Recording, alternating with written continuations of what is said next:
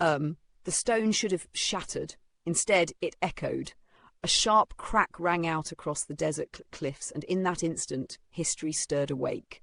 In the spring of 1947, the Judean desert lay silent and unforgiving. Wind dragged heat across pale limestone hills near the Dead Sea, where a young Bedouin shepherd searched for a lost goat. He was not hunting relics, he was not seeking answers. He was simply trying to survive another day beneath the sun. Out of boredom or frustration, he hurled a stone into a dark cave, opening carved into the rock. He expected dust, he expected emptiness. What he heard was pottery breaking. Curiosity pulled him forward.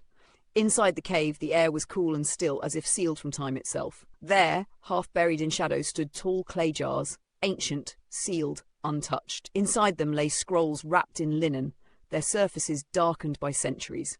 Words slept on brittle parchment, waiting for eyes that had not existed when they were last read.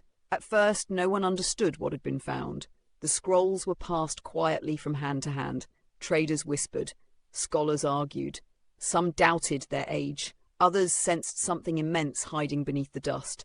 But when experts finally examined the text, the weight of the discovery landed like thunder. These manuscripts were over 2,000 years old. They contained some of the earliest known versions of biblical texts, psalms, prophecies, laws, written centuries earlier than any copies previously known. Line by line, they echoed words still spoken today, revealing both striking continuity and subtle differences that reshaped how history understood Scripture. And then came the deeper mystery. Who wrote them?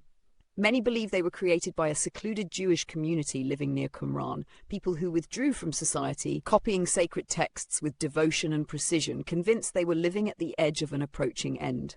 They hid the scrolls in caves as war loomed, sealing their beliefs away as the Roman legions advanced. The world changed, empires fell, religions spread, and the scrolls waited. Their discovery forced scholars to confront uncomfortable questions. How stable are sacred texts over time? How much has survived untouched, and how much has been shaped by human hands? The Dead Sea Scrolls did not answer everything. Instead, they did something far more powerful. They connected us directly to voices from antiquity, real people, real fears, real faith, not legends but fingerprints of belief preserved against impossible odds, all because a stone was thrown and silence answered back. If this story moved you, inspired you, or sparked new questions, please like, share, subscribe, and leave a comment. Your support helps keep these forgotten moments of history alive.